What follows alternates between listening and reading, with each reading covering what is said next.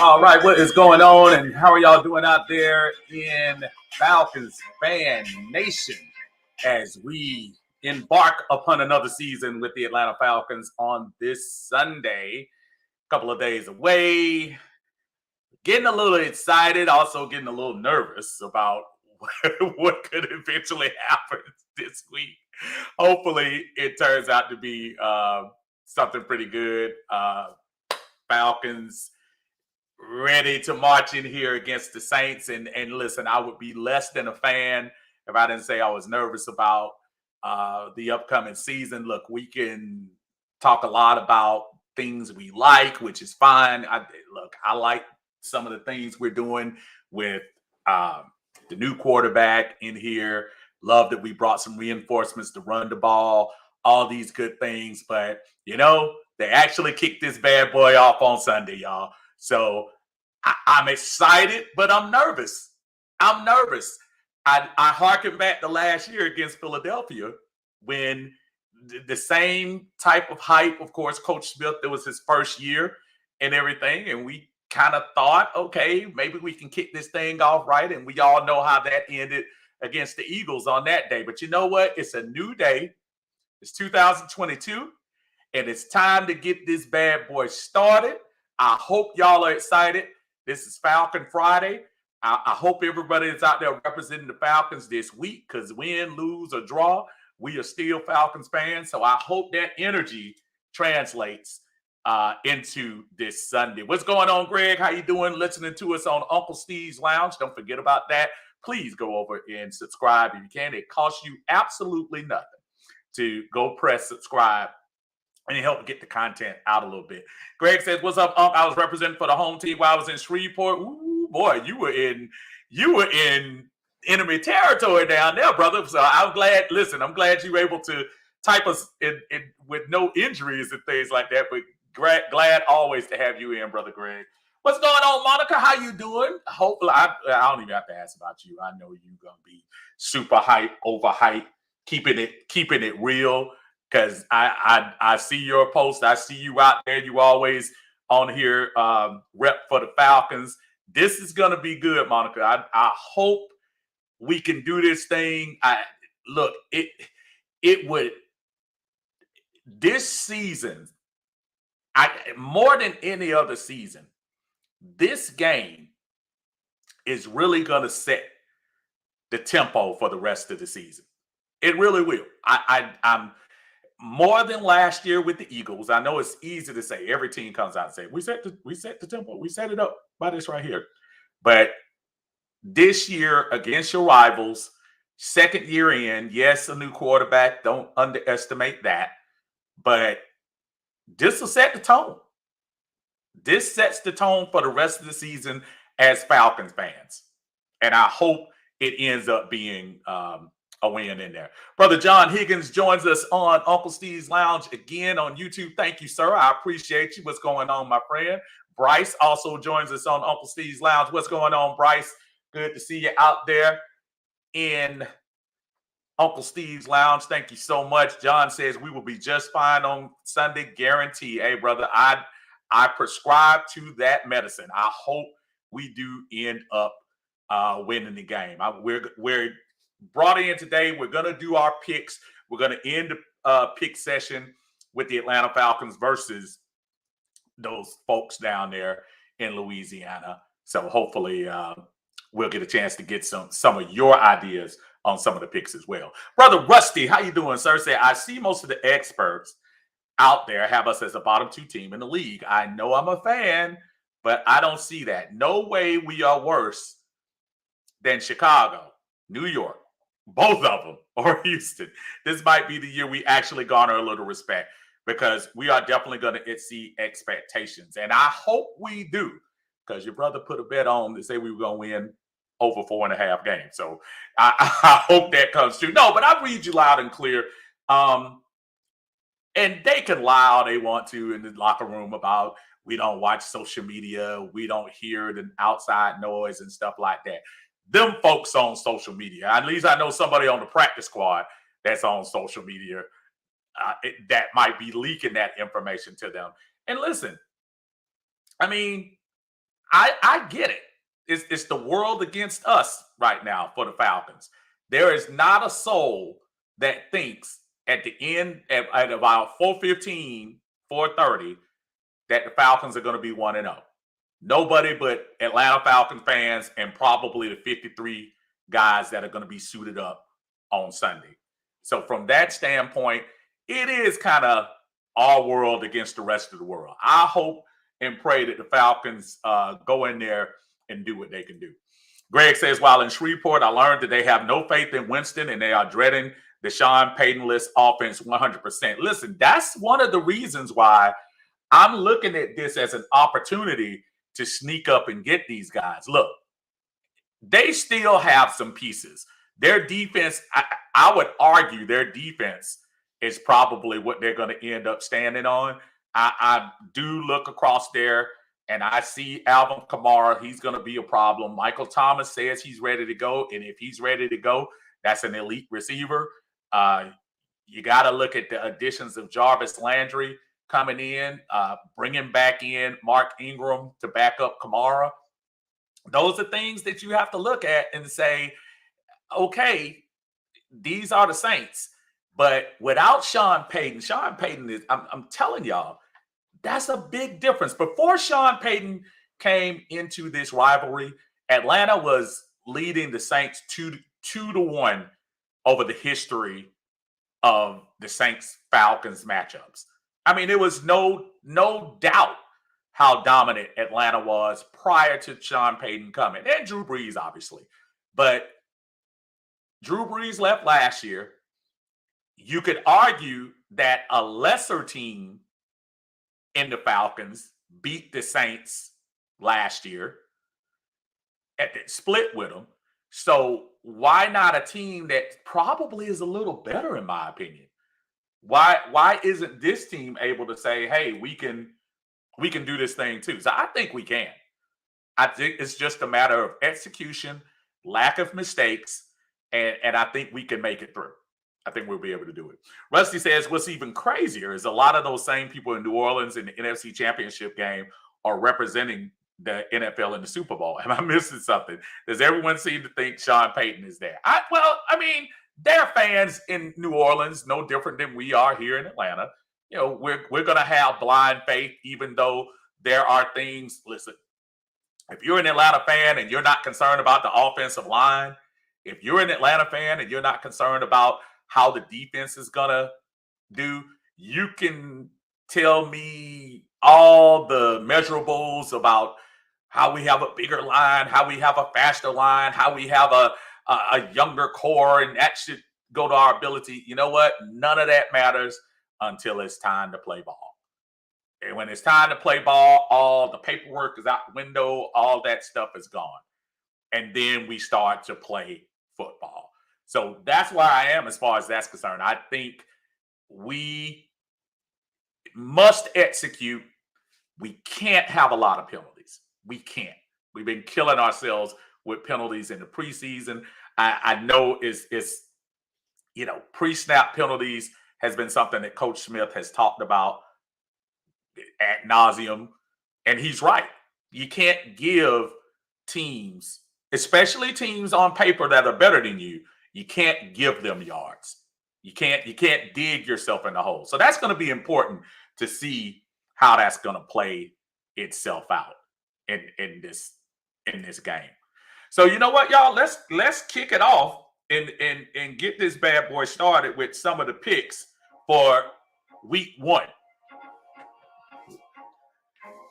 I think we'll start right at the top with the Cleveland Browns against the Carolina Panthers. Of course, the Carolina Panthers have Mr. Baker Mayfield at the helm this year. the Carolina Panthers, to me, are in the same boat as we are.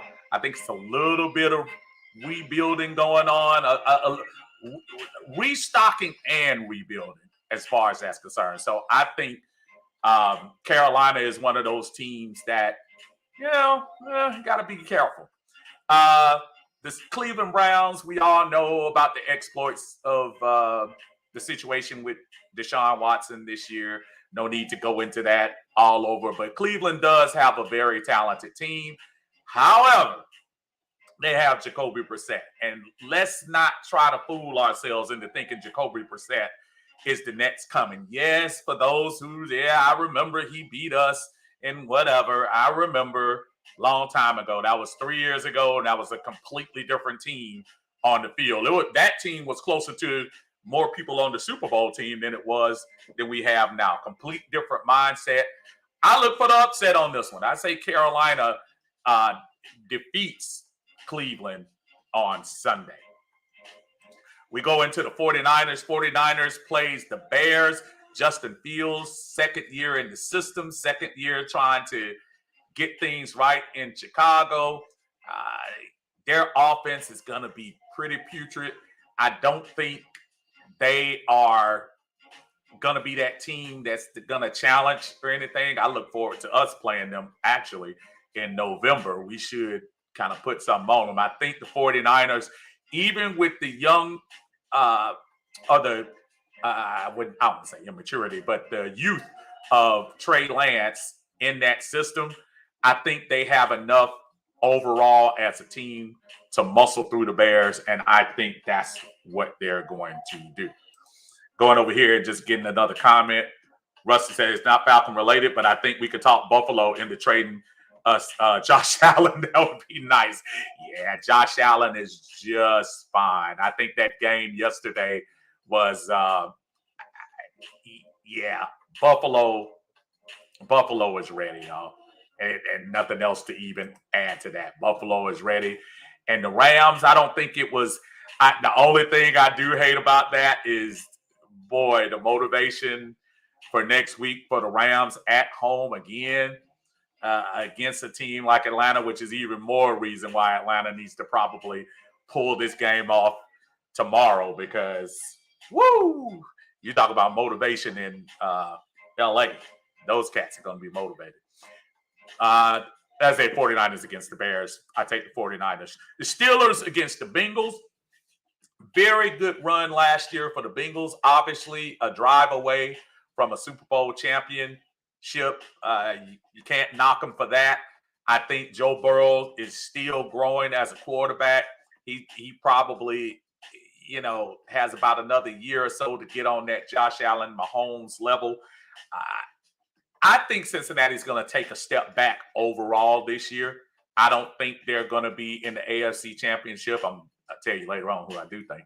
But the Steelers, man, I don't want people to think that the Steelers are the regular Steelers. I mean, Mike Tomlin has done a great job keeping that team together and everything like that. But on offense, man, their identity is probably a little less than the Atlanta Falcons, if you think about it. Who would you rather trot out there, Mitch Trubisky or Marcus Mariota? I think I'd go with Marcus Mariota if I were people. And because of that, and this will be the home opener for the Bengals, I know TJ Watt is always a problem. Hayward is always a problem. But aside of that, I think the Bengals should be able to win this kind of easily, in my opinion. Steelers might be an interesting season for them. Philadelphia Eagles against the Lions. Of course, the Eagles snuck into the playoffs last year. A little bit of improved play from Jalen Hurts. Is he truly the guy going forward? I guess we'll see. But of course, we got to see Detroit not only during the game at preseason, but we got a lot of their roster doing the Hard Knocks thing on HBO this year. I'm not a big fan of the Dan Campbell, the cliches. If you sell me anything, I think Dan Campbell is a younger Dan Quinn. A lot of talk, but not a lot of bite behind it. So I'm going to take the Eagles in this game, not because I'm in love with the Eagles, Just that I just don't think the Lions are that team yet. Okay, here we go. Memory serves me correctly, back in March, I think we made a move that got rid of our franchise quarterback, and he ended up in Indianapolis. And his first game, not in a Falcon uniform, is against the Texans. Now, what better team to start your new career against than the Houston Texans, who have just gone through so much turmoil down there in Houston. David Mills is their quarterback. That's all I need to say. I like to see the young guy Pierce from Florida. It'll be interesting to see what he can give Houston on that end. Brandon Cooks is still there as a viable wide receiver. But, yeah, this has Colts written all over it. Colts are just a better team overall altogether. Even before you get to the quarterback position, Jonathan Taylor toting the rock and that offensive line doing their thing. I just look at the Colts as being a clear favorite to beat the Texans this week. The New England Patriots travel down to Miami, and Bill Belichick, for some reason, does not like Florida. He has not done well the last few years there. I think all the drama behind the scenes about who's calling the offense, you know, if you hear whispers about things, you have to think there's some kind of truth to it. Maybe there is something behind the scenes. Matt Jones did a pretty decent job last year. I think the Patriots take a step back, in my opinion. I still think they're very well coached. As long as Bill Belichick is around and in the league, he's going to still be one of the best doing it. But I look at the Dolphins as just the better team, and being at home. Tua, this is a prove-it year for Tua. He has Tyreek Hill. He has Jaden Waddle. He has some weapons down there to make some hay with on the offensive side of the field. I look at Miami as with a big opportunity to win this game, and I'm going to pick Miami to win as far as that's concerned. Damon, what's going on? Say good day, Uncle Steve. You are going to be in attendance at tomorrow's game. I will be in the building. I am out in Seattle going to the Braves and Mariners games. I am excited. Hey, look, Damon, I will absolutely be at the game on Sunday in the bins. Be looking for me. I'm probably going to shoot through on at halftime like I normally do and give a little update at halftime to get the temperature of what's going on. So we'll see how that rolls out. I will be there, brother. And you enjoy yourself at that Mariners game, man. As I told everyone, I spent time up there, obviously, at Fort Lewis in the Army, in the Lakewood area, and got a chance to go to, they used to give us tickets to everything up there, to go to the Kingdom and see a couple of things. And that was one of the highlights, to get a chance to go see football, baseball, and basketball when I was up there. And the Mariners, yeah, they're pretty good. I know they're still fighting for a wild card position up there too, so that ought to be awesome. What's going on, CP the Trucker? Man, Corliss, what's going on, brother? Say, can't wait till Sunday. Dan Campbell is a clown. Yeah, again, Falcon fans, if you start listening to that stuff, and I know it's good media, I know people love the sayings, the cliches, and all of that good stuff. But, man, until you start playing, all of that mess means nothing, man. Yeah, Dan Campbell, to me, he's prepping himself for a media thing. He probably should have a podcast or something like that. But, yeah, I'm not a big fan of Dan Campbell either. Rusty says Dan Campbell makes for good TV, but I don't think all that hoorah stuff translate to wins. Again, clone of the guy we just got rid of 2 years ago, in my opinion, though I think Dan Quinn, not to throw him totally into that category, I think Dan Quinn actually could coach some defense if he wanted to. But, we'll see how that goes. RJ, what's going on? RJ says, I enjoyed the prayer. Yes, if you all have an opportunity, either go to Uncle Steve's Lounge on YouTube or Facebook. Just has a little something lighthearted up there for Falcon fans going into the season. Feel free to share it if you want to or whatever. I just thought a little humorous look into the season for us just to get everybody smiling and in the right direction. So thank you, sir. I appreciate that. Thank you. I was trying not to laugh for most of that, but we'll see. Next game on tap is going to be the Ravens versus the Jets. And Lamar Jackson, as of this second, has not signed that deal. So I'm assuming he's going into the season without an extension. Please let him be a free agent next year, because this would be the year with $120 million to spend. Woo! But anyway, Ravens versus the Jets. I don't even know why I spend a lot of time on this. The Jets, contrary to Pete Briscoe saying that we're the worst team in the NFL, the Jets, to me, are a candidate for that. I don't even think Atlanta is a candidate for the worst team in the NFL, so I don't even know where he gets that crap from. But yeah, I go for the Lamar against the Jets. I think that's going to work out for Baltimore. All right, now we got the Jacksonville Jaguars versus the Commanders. Jacksonville. It's going to be interesting, folks. Is it just me, or does it seem like Trevor Lawrence has been getting a pass? And I know this is his first year, but I've heard all the drama about Zach Wilson, the trials of Justin Fields, Matt Jones not being able to get it done in the playoffs, and Trey Lance not being mature and stuff. It seems like Trevor Lawrence has gotten a big-time pass. Is that because of the Steve Spurrier mess and everything last year? But Trevor didn't exactly look like a number one overall pick last year. I know it's his first year, but I just think they criticize quite a the other young quarterbacks coming out. So I want to see them give him some of that drama too, because last year, Trevor Lawrence was not good. We went in there and beat them last year. So, I mean, not that that should speak volumes, but I don't like that. I don't like that they give him all that love and not want to criticize him. That being said, they play the Commanders tomorrow. So this is truly going to be a flip of the coin. Carson Wentz trying to get another opportunity to revitalize his career on his third team.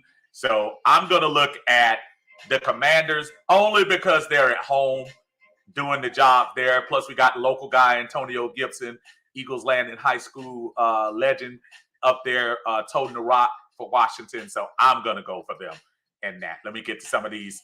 Tate here, Senqua, what's going on, my friend? Good work yesterday, brother. Always good to hear you and the fellas on the Bird Cage in the Atlanta Bird game.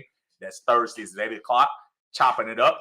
Brother Willie Osborne talking to us on YouTube. How you doing? Say Atlanta Falcons will win the NFC South 2022. I am marking it down, brother. I'm keeping the receipts. Willie says we are going to do it.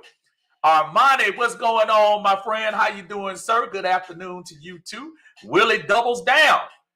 Atlanta Falcons will make the NFC playoffs 2023. Go Falcons. And I want to have Willie's optimism. And I do. Listen, make it clear. I'm not going to be sitting up there complaining about the Falcons. But I'm just, hey, I love it. Armani said Urban Meyer. Who did I say? Did I say somebody else? My bad. If I said somebody else, then Urban Meyer. Yeah, all that drama. Jeremy said the prayer was awesome, man.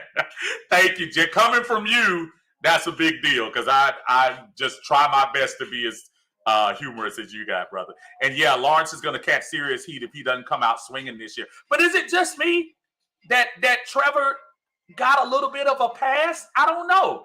I mean, media was hardcore, especially on Justin. I'm going to stick on that one because obviously I wanted him here. But I think they were super hard on Justin, and it seemed like Trevor doesn't get that same treatment.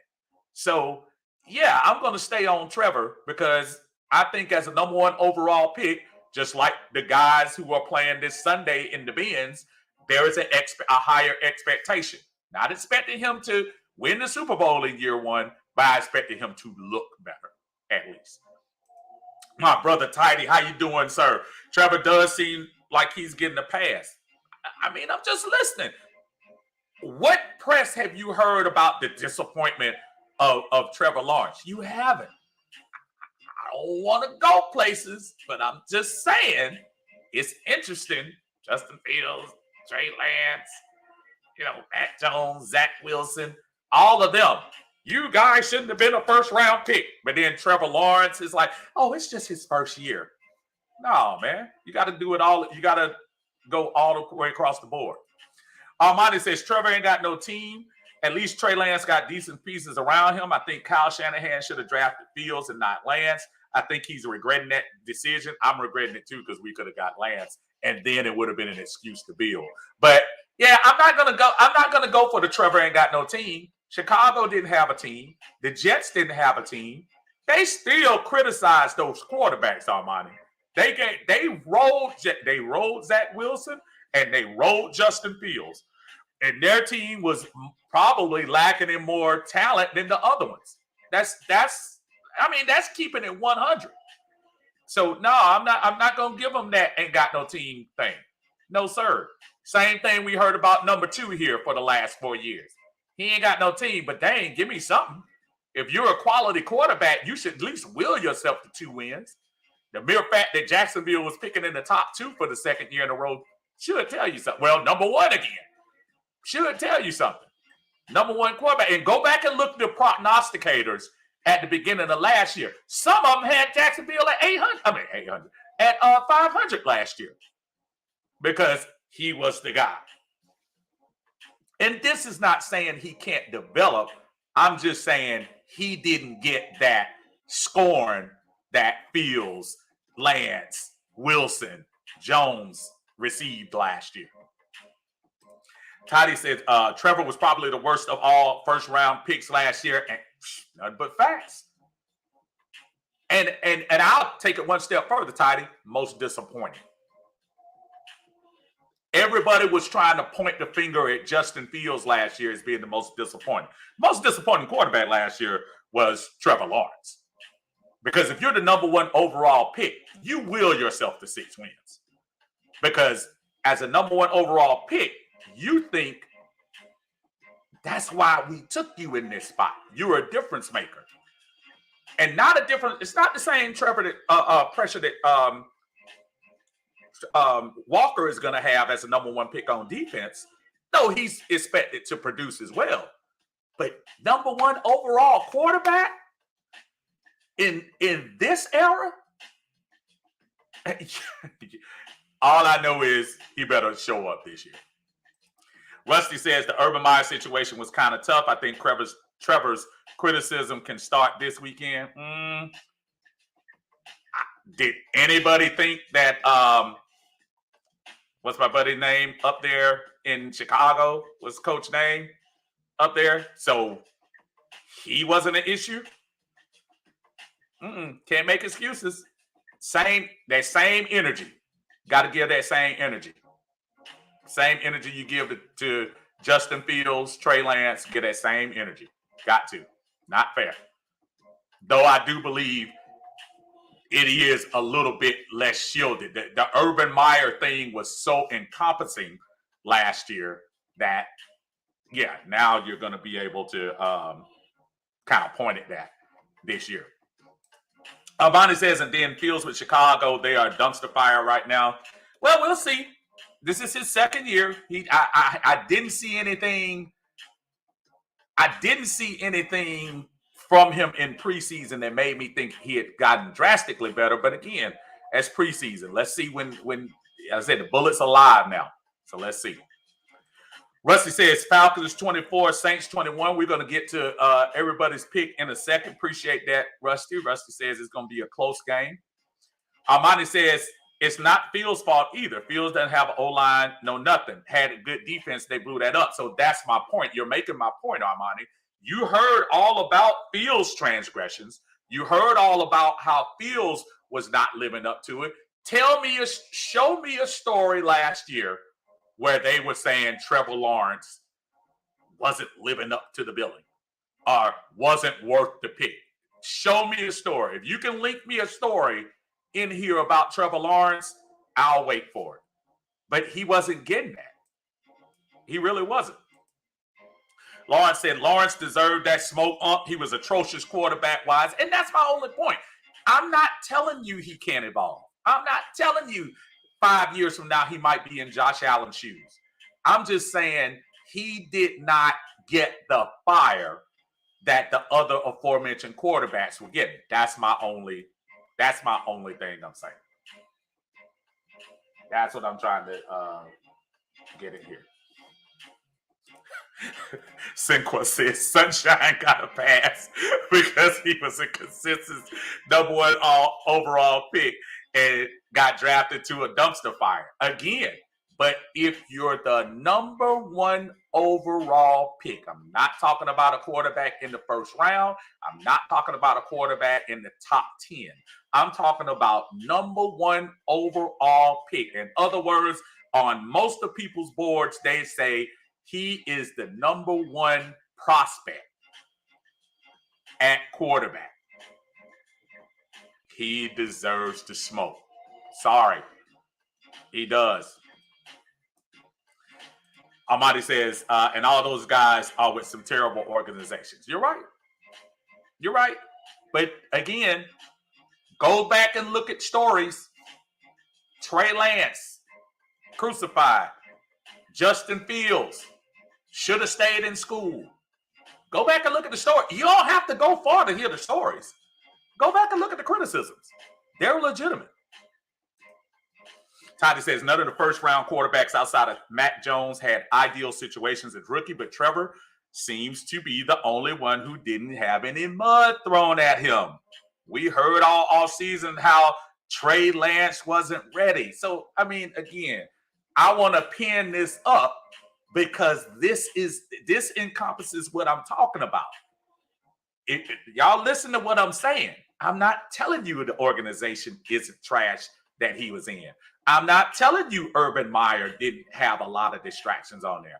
All I'm saying is each of the other quarterbacks, and like he said, each of the other quarterbacks were all getting talked about as if, are they ready? Mac Jones obviously made the playoffs, a little bit of different situation, even though they did get on him in the playoff time when he didn't show up at all against Buffalo.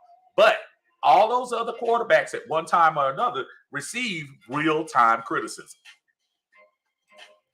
Armani says, and they shouldn't have, they're wrong for criticizing these guys. And I agree with you to a certain extent. So my thing is, all I'm saying is make it equal. Keep the energy equal. That's all I'm saying. If you're going to talk about Justin Fields in the fact that he's not ready and he's not this, bring up Trevor Lawrence's shortcomings. Because last I checked, I don't think they won 5 games, right? What did they win last year? 3, 4? Whatever it was that led to a number one position. So, yeah. Urban Meyer aside, all of that aside, just give him the same thing. Jeremy says, I have hopes for this year, but my optimism starts next year. We need that money and some big-time free agency, and Trevor has been treated way better than his classmates. That's all I'm saying. That's all I'm saying. And Jeremy's got it right. He's been treated better. For some reason, he's been treated better. Tidy, they were calling Zach Wilson a bust by week 14. I heard bust behind every name sans Matt Jones this last year, except Trevor Lawrence. Bears had a bigger issue than Nagy. They had a front office issue, but again, you're missing the point, Armani. I'm not telling you all those things don't exist. What I'm telling you is there was a lot of finger pointing at the play of Justin Fields. Justin Fields makes an interception. It's all over ESPN. Is he ready? Trevor Lawrence threw interceptions against us last year. Well, you know, he's young. He's growing. Trey Lance looked bad at the end of last year when he came in for Garoppolo when he was hurt. He's just not ready. But Trevor Lawrence was, well, he's got to grow. So I don't like that. That's all I'm saying. Gregory says Lawrence might have looked like sunshine from Remember the Titans, but he played like sunset. Oh man, y'all are brutal. Y'all are brutal. Thank you to Marcus. Marcus says 100%. Armani says, I'm agreeing with you. Trust me, I get it. Okay, I got you. It's out of context too, nephew, because you know sometimes when you're reading stuff as other people are saying stuff, don't pay me any attention, man. You'll have a chance to get back with me. We gotta hook up too, man. You've been running over there to Rev and Red all the time, man. I gotta bring you in and chop it up with you, brother. Willie says his pick. Okay, Atlanta Falcons 46, New Orleans Aints 27. And again, y'all go ahead. We're gonna go through the rest of the NFL picks. But if you have your Atlanta Falcons New Orleans pick already, go ahead and put it in the timeline so I can read it out loud and we can put the receipts up here. So for you guys to say I told you so, that's we could put it up there. So put up. Don't forget, put up your Falcons Saints predictions so I can read them out loud. Thank you, Monica. She says she agrees with us too.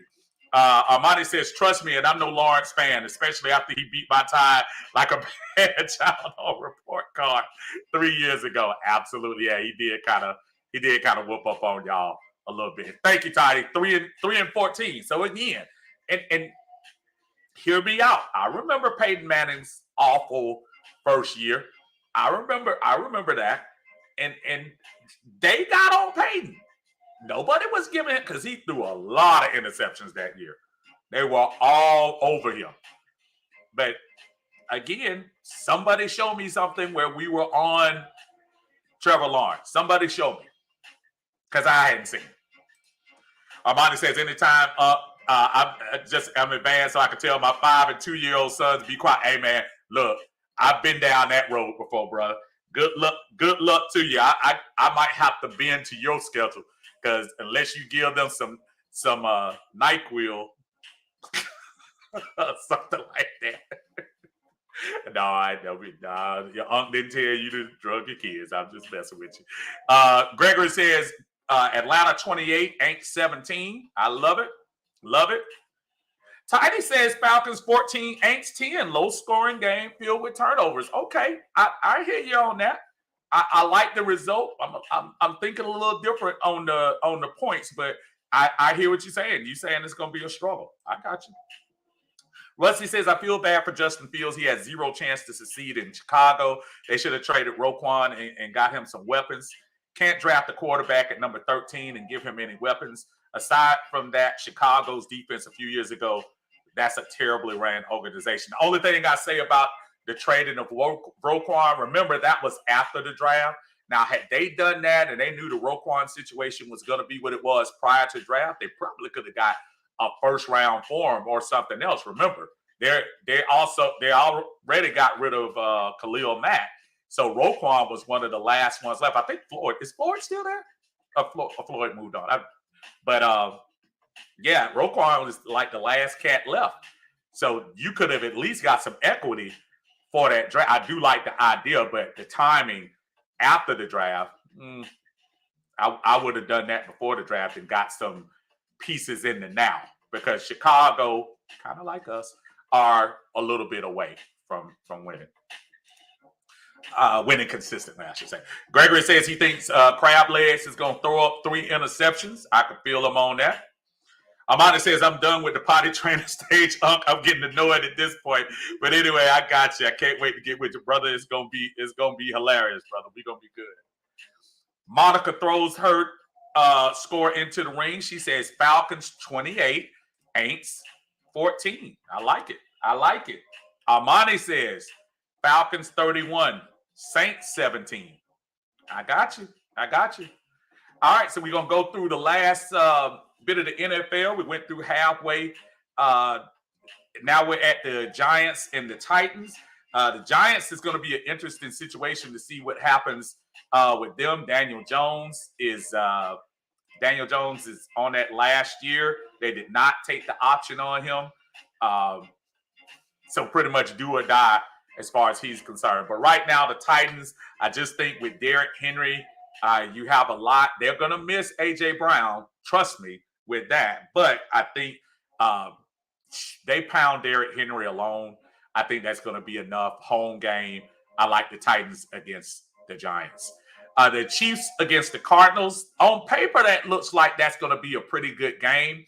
But the Cardinals, as we saw last year, struggled a lot without D-Hop in there. And he's going to be gone for the first 8 games, which it could have been the last 8. But he's going to be gone for this first half of the season. I know they did pick up, was it Marquise Brown with the Cardinals? I don't think he's a D-Hop. I think he's nice, but I don't think he's going to replace that offense. Kyler Murray, I think Kyler starts fast. If you notice the last couple of years, they start fast and then kind of wane in the end. I look at this as being a wide open game, somewhere in the 40s for one of these two teams. But at this moment, I've got to go with the Chiefs. I think Patrick Mahomes alone is the X factor that makes me say they get this by at least 3. We got the Raiders going against the Chargers, rematch of last year's game, the final game of last year, where the Raiders ended up beating the Chargers and getting into the playoffs as the last wild card in the AFC. I like the Chargers, and I'm telling y'all right now, I like the Chargers to go all the way to the championship game. I really do. I don't know. Judging by yesterday, I think y'all know who one of the participants is probably going to be, barring injury. But I like the Chargers, man. I like Herbert. I think he's been brought along well. I think he has the pieces with Allen and Williams and Eckler. And the defense, then they just got Khalil Mack on the defense to help them out. Man, oh man, the rich gets richer. I like the Chargers in this game with a little bit of redemption from last year's victory. The Packers against the Vikings. Aaron Rodgers is one of those guys over the last few years, gets a lot of love and gets a lot of attention because, MVP. Look, you the MVP or you get the trophy. A lot of expectations come with that. And, man, it just seems like one and done the last couple of times for Aaron. And he loses his best target this year. So you come into the year basically with Allen Lazard being your number one option. I think Green Bay is going to be fine because of their running game, but I don't look at Green Bay as being this juggernaut this year in the NFC. Now, they might be able to take over the Central this year, but I don't look at them as being this unbeatable team that Aaron Rodgers just runs roughshod through. I actually like the Vikings in this game at home. If Dalvin Cook can go off and get a few more balls to Jefferson and Thielen out there in the offense at home, that crowd is going to be lit up playing the Green Bay Packers.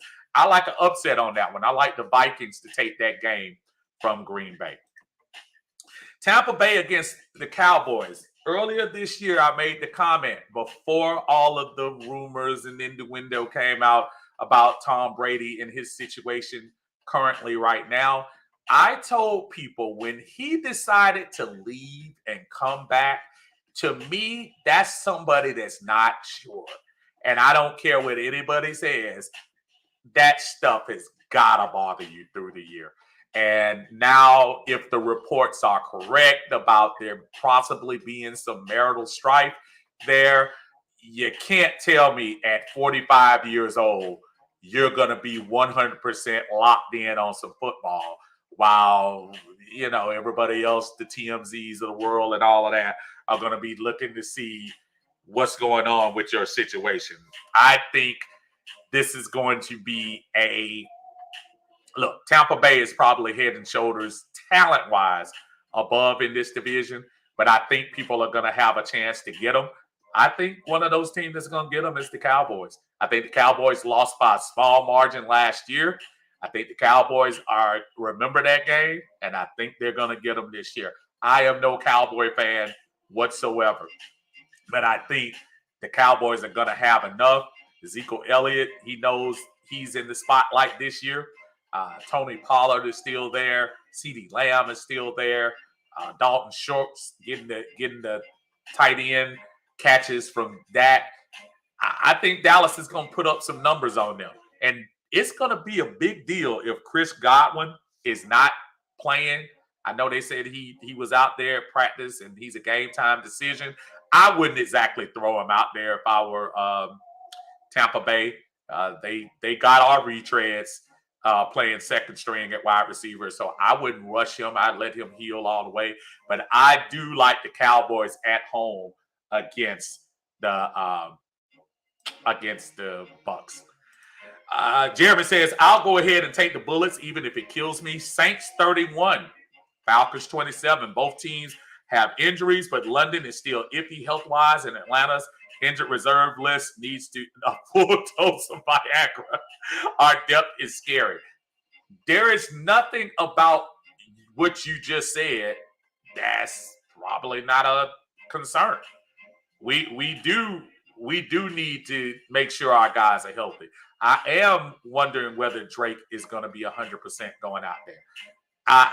And you're right. If one of the starters go down, it's going to be problems because our roster is not deep. I do like our roster at the beginning, but yeah, I see that. Now, I have to make the disclaimer that I do not condone your pick. So they can come at Jeremy Cox, Jeremy Cox, COX. Please send all your comments to him and not me. So Jerry said, side note, I pay money to be wrong. Now, listen, I could absolutely see the scenario that you're talking about happen, and it wouldn't shock me. I would love if it's that score. If it's 31-27 and we lose and you get no participation trophies. But if it's 31-27 and we lose the game, that at least tells me that we're in there. So, yeah, I hear you, but you're on your own, brother. But I'll let you handle that backlash. All right, we have the Monday night game as Russell Wilson returns to the Pacific Northwest in the great city of Seattle. Seattle, who is trotting out for those geniuses that say Atlanta is the worst team in the NFL, and there is an actual team that with a straight face is telling you Geno Smith is a starting quarterback. That makes me question your journalistic integrity. So Seattle starting Geno Smith is kind of funny to me, and I don't even know what else to say to that. Russell Wilson is going to come back. People worried about whether they're going to get booed or whatever. I think Russell Wilson could care less, especially after last week's extension. He could care less about what the Seattle fans are probably going to. I shouldn't say care less, but he's not going to be worried about that. He's going to be worried about scoring as much as possible. I think Denver is one of those sneaky teams that could be one of those wild cards. I think in the AFC West, that's just tough sledding when you talk about the Chargers, the Raiders, and Kansas City. But don't be shocked if we're at the end of the year and Russell Wilson finds a way to get that team into the playoffs. So I look at the Broncos taking that out without a doubt. Gregory said, did Kamara escape by any punishment from the NFL for that Pro Bowl incident, or is just me? No, what happened was that case has been being pushed back further and further. The NFL can't come out with any punishment for that until it actually is resolved. That's how they do business. They don't predetermine.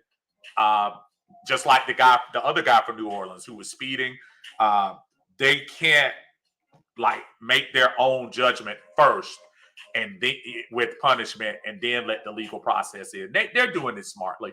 You let the legal stuff come through first, and then you go and do your punishment. So they keep pushing Kamara stuff back in. We're probably not going to get anything on him until 2023. So, yeah, any chances of him missing?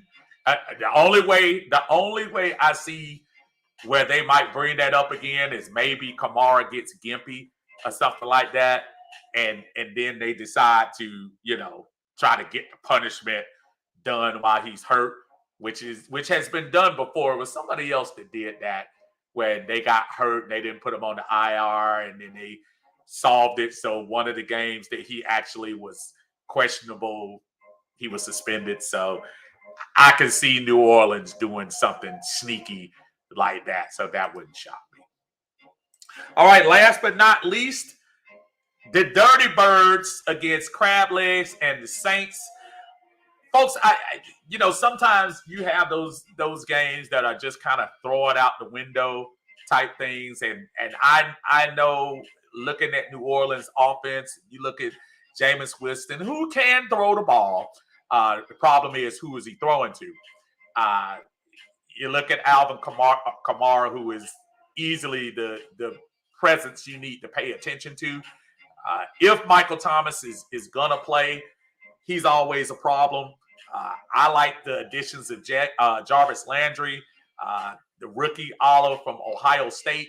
He's going to be in there. And there's still parts of that defense. The front runner of the year, Cam Jordan, he's still there on that nasty defense. So as long as he's there, I have to give him a little bit of credit. He's been a thorn in Atlanta's side, but he's been a thorn more in Matt Ryan's side, a quarterback who might not be as was nimble as what we have going back here. Folks, I'm not going to try to fool you into thinking Marcus Mariota is the second coming of Aaron Rodgers, fast as Mike Vick, or anything like that. But I will say that addition of an athletic quarterback could pay dividends in how this team moves forward. Those 3rd and 2s where you get flushed out of the pocket, and instead of just crawling up in the fetal position, you go run and grab a couple of yards. Those plays where the things break down and you use your legs to keep things moving. I think that is going to be an X factor, not only in this game, but in 2022, whichever quarterback is going to be there. I just have this feeling that Arthur Smith in year 2 is so bitter about what happened last year at week 1 and that embarrassment, and that caught with your pants down last year against Philadelphia. I think that sticks in him. I think that sticks with him hard. That was a horrible loss. It was a horrible debut, and it looked like your folks weren't ready. If anything on Sunday, I think the Falcons are going to be ready.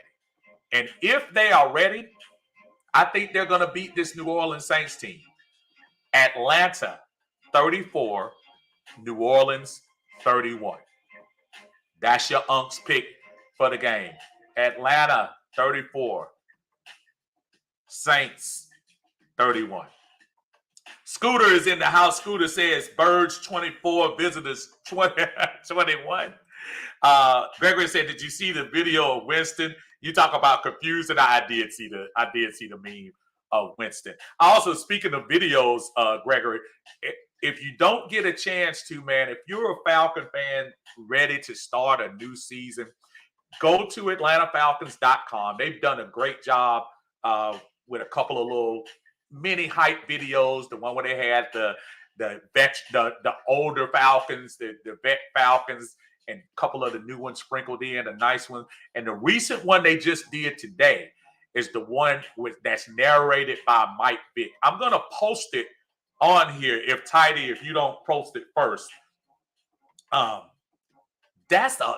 To hear Mike Vick talk about this city and get a little dirty in the end, talking about, people down on you. They throw a couple of the prognosticators and talk about what they think the Falcons are going to do. It's really to me, it fires me up as a fan, and I think that's what it's intended to do. So if you all get a chance, go to AtlantaFalcons.com. It's in the very beginning of the video. It says narrated by Mike Vick. So that just got me started today. So I listened to that, and I was extra hyped coming in here. So yeah, that's some good stuff. That's some good stuff this week. So I say again, Atlanta Falcons this week. I think we're going to take out the New Orleans Saints. I think it's going to be a to-the-wire game. I look at Atlanta 34, Aints 31. That's your Unc's pick. I'll catch y'all on Sunday. Barring something weird, I'll be on at 7 o'clock after the game on Sunday to discuss and talk about what happened. I'll shoot in for a halftime just to see how things are going. But y'all make sure y'all check me out. I'll be either in the Atlanta Bird Gang or on Uncle Steve's Lounge on YouTube. Don't forget, season started. Y'all go over there, push the button, check us out. All right, until the end, y'all enjoy a great Falcons Friday. Go Falcons, rise up, Dirty Birds, whatever motto you want to throw out there. Let's bring it all in, y'all. Until the end, peace. Go Falcons!